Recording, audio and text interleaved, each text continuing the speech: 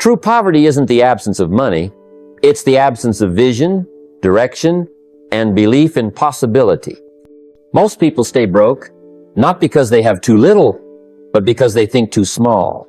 The first investment is always in mindset. You can't fix your finances with the same mindset that created the problem. Change doesn't begin in the numbers, it begins in the mindset. So today we're going to uncover how the way you think about money determines whether it works for you or disappears from you. You'll learn timeless shifts in mindset that the wealthy use not just to earn, but to build, preserve, and multiply wealth. If there's one principle I learned early that changed everything for me, it's this. Money rewards clarity and punishes confusion. And I don't just mean knowing how much is in your bank account. I mean being razor sharp about what you want your money to do, why you want it, and how you plan to direct it. You see, vague wishes like, I want to be rich, or I want financial freedom someday, are just foggy dreams. And dreams without clarity become frustrations. But when you say, I want to earn $200,000 a year from assets, or I will save $1,000 a month and invest it with intention. Now you've got a target. And when you aim, you have a chance of hitting. Most people don't fail because they're not smart. They fail because they never got specific. They drift. They react. They wonder why money doesn't show up. But they've never written down what they want it to do, where they want it to go, or how much they need. Imagine walking into a bank and saying, give me some money. The banker will ask, how much? You say, just some. That's not how it works. And life doesn't work that way either. Life responds to precision. Wealth responds to a blueprint. When I got serious about changing my financial life, I wrote it all down. Goals for income, goals for savings, even goals for giving. I wasn't just hoping anymore. I was designing. And the more precise I became, the more resources started showing up to meet me. It wasn't magic, it was clarity, attracting opportunity. So if you're tired of being stuck, lost, or overwhelmed, get clear. Write it down. Break it down. Speak it out loud. Because money may be silent, but it listens carefully to a focused mind. I learned long ago that financial growth never arrives before personal growth. If you want to have more, you must become more. It's not about finding the magic investment or stumbling onto the perfect business idea. It's about becoming the kind of person who can see opportunity, who's prepared when it shows up, and who has the strength of character to manage and multiply what comes into their life. You don't attract wealth by luck, you attract it by growth. There was a time when I was broke, not just financially, but mentally. I used to look outside myself and think, if only the economy changed. If only someone gave me a break. If only I had more money, then things would be different. But the truth I discovered was sobering. I wasn't earning more because I wasn't becoming more. I had to look in the mirror and say, if I want to change my finances, I have to first change me. So I began reading, listening to mentors, attending seminars, refining my habits, improving my thinking. I didn't wait for success, I prepared for it. Think of it like this. If you hand $1 million to someone who hasn't developed the discipline, mindset, or habits to handle it, what happens? It disappears. But if you hand $10,000 to someone who has grown into a wise steward of money, they can multiply it. That's the difference personal growth makes. You don't chase money, you become someone worthy of money finding you. So, my challenge to you is simple. Grow. Learn something new every day. Sharpen your skills. Upgrade your thinking. Because your income will never exceed your personal development. And when you become more, you won't just make more, you'll keep more, grow more, and give more. I've always said, wages will make you a living, but profits will make you a fortune. And yet so many people spend a lifetime earning, spending, repeating, and never stop to ask the critical question, what is my money doing when I'm not working? You see, the wealthy don't just exchange time for money. They build systems where their money continues working even when they don't. That's the difference between financial struggle and it's the shift from labor to leverage. I remember in my early years, I worked hard. I showed up early, stayed late, and thought effort alone would eventually buy me freedom. But effort alone just makes you tired. It wasn't until I understood that my dollars could become little employees working 24/7 in stocks, real estate, businesses, or even simple savings that things started to change. I realized I didn't just need to work harder. I needed to work smarter. And smarter meant creating streams of income that didn't need me to constantly show up to keep flowing. Think of every dollar you earn as a seed. You can either consume it, eat it, or you can plant it. And if you plant it wisely, it grows. And soon, those seeds start to produce fruit, and that fruit carries new seeds. That's how the wealthy think. They don't look at income just as something to spend, they look at it as potential to multiply. That's the beginning of true leverage. Of course, this takes discipline. It's easy to spend, it's harder to invest, but it's also smarter. And over time, the small investments begin to compound not just financially, but mentally. You gain confidence. You begin to see that your effort is now producing something larger than your hours alone ever could.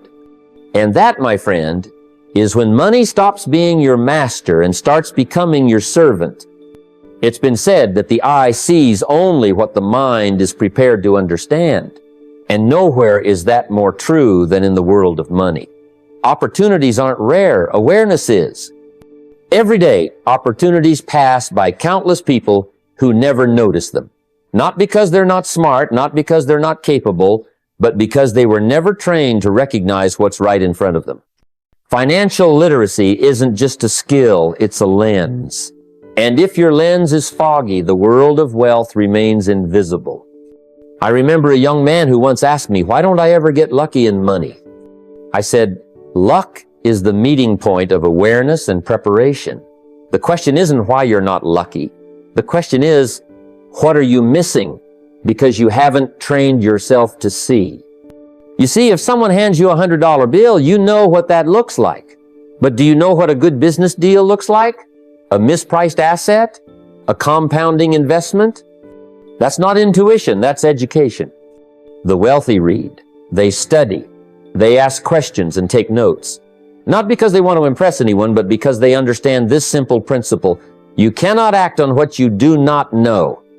And what you do not know will cost you sometimes for decades. The price of ignorance is invisible, but it's real. Every missed investment, every opportunity overlooked, every smart move that passed you by while you were distracted, that's the true cost of not learning the language of money. So make it a habit. Read one financial book a month. Listen to one course a week. Study one principle every day. It may not seem urgent, but it's essential. Because once your mind is trained, you won't have to chase wealth, you'll begin to recognize it. And when you can recognize it, you can act. And that's when your entire financial life begins to change. There's a difference between being broke and being poor. Broke is temporary. Poor is a mindset. I've been broke more than once. I've had times when the bank account was empty, the bills were piling up, and the pressure felt suffocating. But in those moments, I didn't say, I'm poor. I said, this is temporary. And that right there is the dividing line between those who stay stuck and those who rise. How you think when you're at the bottom decides how long you stay there. See, poor is not just about money. Poor is a posture in your thinking, in your habits, in your expectations. It's believing that the world owes you something. It's waiting for a miracle without building a plan. It's telling yourself that success is for those people, not for you. And the problem with that kind of thinking is, even if you get the money, you won't keep it. Because the hands might earn, but the mindset will always burn. That's why you must upgrade your belief before you upgrade your income.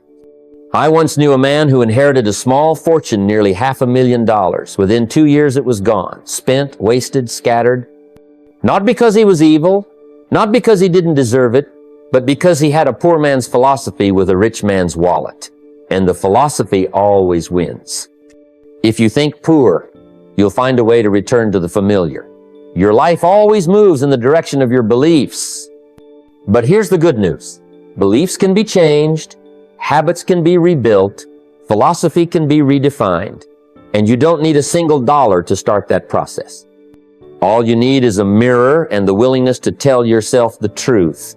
If you're broke, fine, start climbing. But if your thinking is poor, don't just earn more, think better.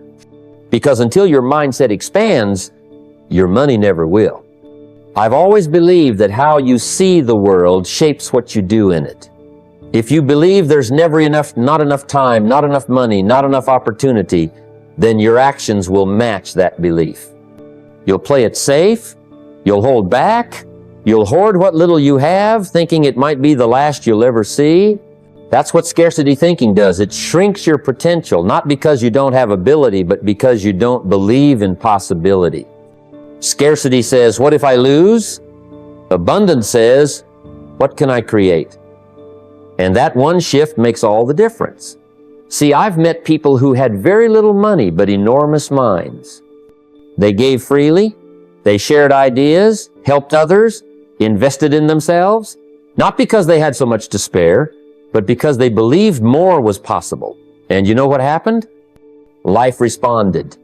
Opportunities came, resources flowed, because money, like energy, flows where there is motion. Scarcity thinking freezes motion. Abundance creates momentum. You don't need to be reckless to believe in abundance. You just need to understand this. Money is not a pie to divide, it's a garden to grow. And like any garden, it requires planting, watering, care, and most of all, belief in a future harvest. If you think there's only one apple, you'll guard it. But if you know you can plant seeds and grow a tree, you'll share that apple freely because you're thinking long-term, not short-term. I remember a season in my life when I had to give even when it was tight. Not just money, but time, attention, wisdom. And every time I did, it came back in ways I couldn't predict, sometimes financially, sometimes in relationships, sometimes in opportunities I never saw coming. Giving doesn't subtract. Done wisely, it multiplies. So don't let fear of lack shape your choices. Act from belief, not from fear. Because the moment you believe there's more, you become someone who can create it. And wealth always flows to the one who believes they can grow it. I've always said, a tool in the wrong hands can do more harm than good. A knife can prepare a feast or cause great damage, not because of the blade, but because of the user. The same is true for debt. Debt is not evil. It is not your enemy. It is a tool, powerful, neutral, and entirely dependent on how you wield it. The problem is, most people pick it up without training. They use it to patch emotional holes, chase status, or fill silence with stuff. And then they wonder why the weight feels unbearable. You see, the poor often fear debt because their experience with it is built on consumption, not creation. They borrow to look rich, not to become rich. They take out loans for things that lose value the moment they're bought a bigger television, a newer car, a weekend escape from a life they haven't built. That kind of debt is a trap. It whispers comfort and delivers bondage. And that's why discipline must come first, because the tool will always reveal the maturity of the user. Now, the wealthy, they think differently. They use debt not to impress, but to invest. They borrow at 4% to earn 10%. They use other people's money to create leverage, buying income-producing assets, starting businesses, expanding opportunities. But make no mistake, it's not casual, it's calculated. Because the moment debt is used emotionally, not strategically, it stops being a tool and becomes a leash. That's why I say, before you ever use debt to build, use discipline to prepare. I remember years ago, I had the chance to buy a small property. Nothing flashy. I didn't have all the cash, but I had a plan. I used financing, not recklessly, but responsibly. That little investment paid itself off and has been putting money in my pocket ever since. The debt was temporary. The income became permanent. That's the difference between debt as a weight and debt as a lever. One pulls you down, the other lifts you up. So if you're afraid of debt, don't fear it, understand it. Learn the difference between bad debt and wise leverage. Don't avoid the tool. Master it. Because when used with wisdom, discipline, and vision, debt doesn't destroy, it multiplies. Discipline doesn't show up with fireworks. It doesn't make headlines or ask for applause. It simply knocks on your door every morning and waits to see if you'll show up.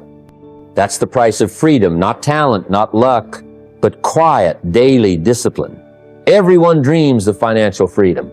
They picture vacations, choices, peace of mind. But dreaming and building are two different worlds. One is passive, the other demands participation. And what builds the bridge between the life you have and the life you want is discipline, nothing more, nothing less. When people ask, how do I become wealthy? I often ask back, what are you willing to do daily? Without praise, without results, just because it's the right thing. That's discipline. It's skipping the impulse buy, not because you can't afford it, but because your goal deserves more respect. It's saving when no one else is. It's reviewing your numbers when it's boring. It's staying the course when the market dips, or your friends are chasing quick wins. Discipline is unglamorous. But so is pouring the foundation of a house until you realize it's what holds everything together. I remember a time when I had very little, but I had a goal. And so I made a promise to myself, 10% saved, no matter what. Whether I made 100 or 1,000, that first 10% wasn't negotiable. And I'll be honest, it wasn't easy. There were days I wanted to bend the rule, make an exception, just this once, but I didn't. And that discipline became the seed of everything I built later. Not the money, the habit. Because once you master that internal conversation where your future speaks louder than your appetite, you're already free whether you have wealth yet or not. You won't feel the reward of discipline immediately. That's why so few stick with it. It pays quietly, then all at once. Years later, you'll look around and realize what seemed like small decisions were actually bricks in a fortress. The dinners you didn't overspend on, the dollars you invested instead of wasted, the times you chose growth over comfort, those weren't sacrifices. They were deposits in your freedom account. So if you're waiting for a big break, start smaller. Start with a habit. Start with the no you say today so that your future can say yes for a lifetime. That's the real secret. That's the bridge. I used to think goals were everything. Write down your dreams.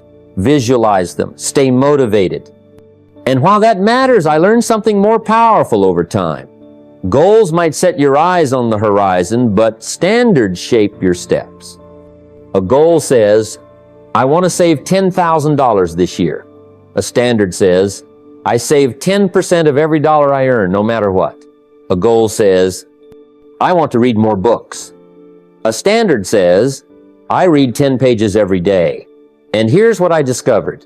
People don't rise to their goals, they fall to their standards. And most people's standards are too soft to build the life they dream about. Let me tell you what separates those who build wealth from those who chase it endlessly. It's not ambition. Plenty of broke people are ambitious. It's the minimums they live by. Wealthy people don't save when it's convenient, they save by default. They don't invest when they feel like it, they invest by discipline. They don't read when inspired, they read because it's Tuesday. Their lives aren't governed by emotions, but by non-negotiables. That's the difference between a life that grows and a life that drifts. I remember mentoring a young man who wanted to change his financial life.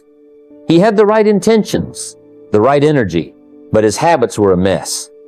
I told him, forget the $1 million dream for a second. Let's start with your minimums. What's the minimum amount you save every month, no matter what? What's the minimum number of hours you invest in your mind? What's your standard for debt, for generosity, for tracking your expenses?